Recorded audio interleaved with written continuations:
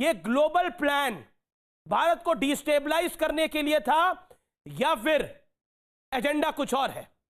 देखिए, आप जिस प्रकार के तथ्य सामने आ रहे हैं और जिस प्रकार का सोशल मीडिया का टूल किट सामने आ रहा है, तो अब यह स्पष्ट होता जा रहा है कि एक व्यवस्थित, सुनियोजित, विदेश के द्वारा प्रायोजित षड्यंत्र है, जिसका जाने अनजाने में किसान शिकार हो गए। आज तक जो हम लोग भोले भाले किसान कहते थे ना, शायद किसान का भोलेपन का फायदा उठाकर उसके अंदर यह हस्तक्षेप किया गया। और जो आपने कहा औद्योगिक घरानों की बात, ये तो मैं पहले भी एक बार कह चुका हूं, मुझे समझ में नहीं आता कि वो बड़ा पैसे वाला कैपिटलिस्ट लूट लेगा तो दुनिया की सबसे बड़ी खाद्य की कंपनी कौन है? फूड प्रोसेसिंग की नेस्ले 1967 से पंजाब में काम कर रही है।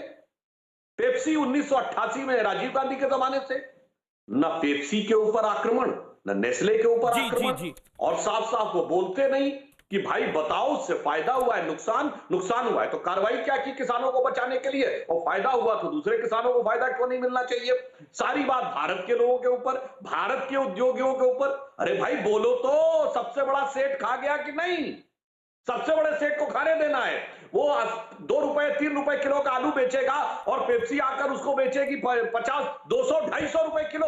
हमें जब एफर्ट्स मिलेंगे, किसी किसान के दिल में दर्द नहीं है, और यहां पे किसान में दर्द हो रहा है। ये अपने आप में संदेह उत्पन्न करने के लिए पर्याप्त है। और अब मैं एक और बात कहना चाहता हूं, ये काहे विदेश को लेकर इतना अधिक वो लोग उत्तेजित हो रहे हैं? मैं तो पहले भी कहना चाहता हूं, भाई ये ग्रेटा थनबर्ग से हमारी युवा पीढ़ी क्यों प्रभावित होती है?